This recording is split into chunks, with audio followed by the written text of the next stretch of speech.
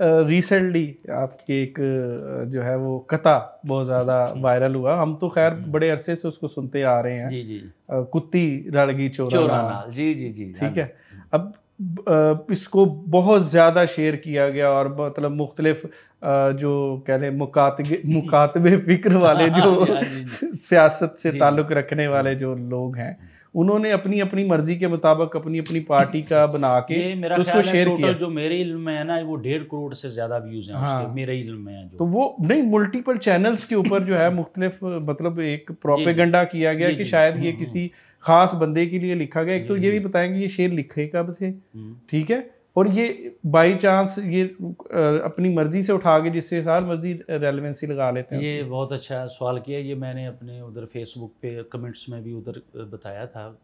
वो असल में ये कोई 14-15 साल पहले का कथा है। अच्छा। जी जी। और मैं मुख्तलिफ जगहों पे जब मैं नया नया आया हूँ ना शायरी में, तो 1-2 साल बाद ही ये कथा हो गया था। हुँ, तो मैंने पढ़ना शुरू किया, फैसलाबाद में भी, हुँ, पाकपतन में भी, चूनिया में भी, इधर कंदनपुर में भी, वो काफ़ी जगह पे पढ़ा हुआ मेरा ना, ये कसूर में भी हुँ, रिकॉर्डिंग्स है मेरे पास। 15-16 साल से पढ़ रहा हूँ मैं।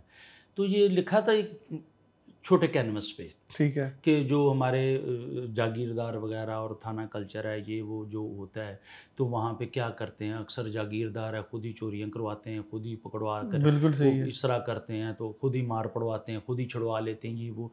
तो इस तरह जो मिल के वो जो इस तरह ट्रैप करते हैं लोगों को, हुँ, ये उस बारे में लिखा था। हुँ, अब ये हुआ कि वो चूनिया में मैं तजम्मुल कलीम साहब का, हमारे अल्हम्दुलिल्लाह नजम फ़ैलोज़ ने ही वो प्रोग्राम किया था, हुँ, आपको भी पता है, तो आप तो रूह रवां थे उसके, हम भी आपके साथ थे। तो वहाँ पे मैंने जब पढ़ा तो वहाँ से उठा लिया गया। वो हुँ।